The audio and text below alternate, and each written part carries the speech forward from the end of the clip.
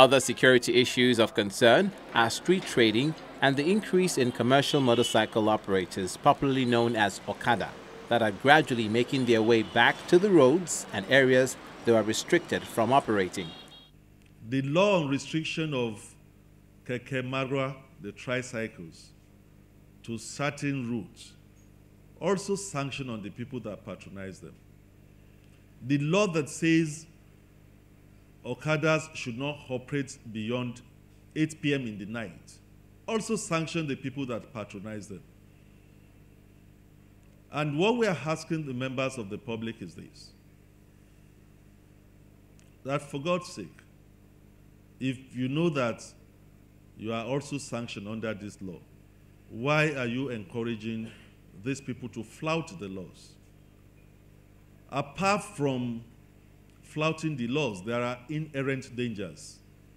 And we will want to let the members of the public know this. Some of the products being hawked on the street are adulterated. Some of the soft drinks, juices that members of the public buy on the highways are adulterated. And that is why some people will get home and they would say they don't know whether they've been affected by food poisoning or not. Some of those street traders hide gun that in the course of hawking sachet water, they will only open their shirt and what they are showing is probably a local-made pistol or a toy pistol to threaten motorists and dispossess them of their properties. This must stop. And the command is ready to put a stop to all acts of impunity, not only by Okada operators, but by all enemies of the state. If the laws are made, the police is there to enforce, and we enforce these laws strictly, and of course, with all what the extant laws has given to us to defend ourselves in the process of enforcing these laws. We only continue to appeal to the members of the public to join hands with us to make sure that we reduce or get rid of criminals. In the midst of all of this, the police has its challenges. Inadequate security equipment is one of them. But in carrying out its functions, it'll need the collaboration of other security agencies. The police in the state will continue in its efforts to reduce crime to the barest minimum.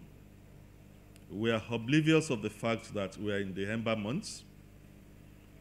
We're putting in a lot of strategies to make sure that crimes and incidents associated with this period are reduced to the barest minimum and to eradicate, where possible, some of those crimes.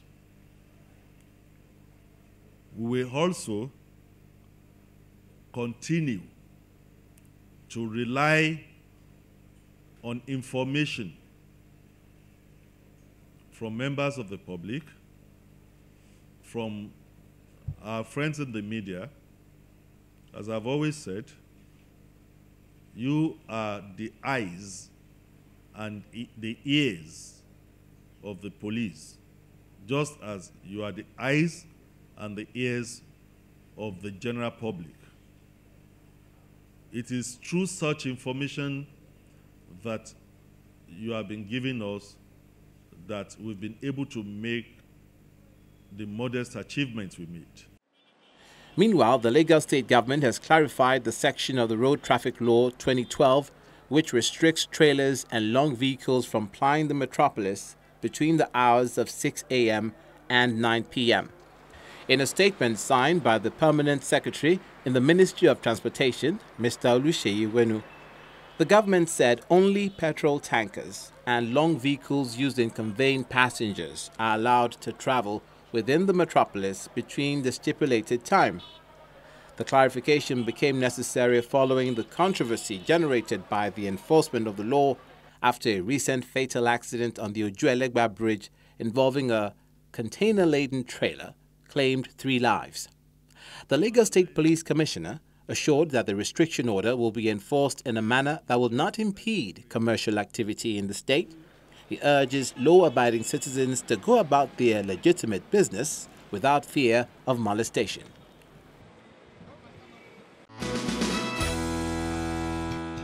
Now, the fight against crime in every society is everyone's responsibility. So you have a part to play. You can save your life and that of your loved ones and neighbors. Here are some security helplines.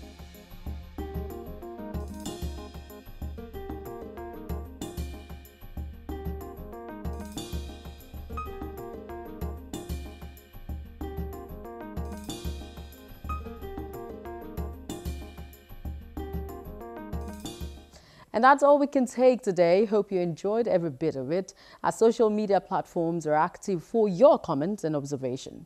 See you again next week, God willing. I'm Loretta Chiogo saying bye-bye.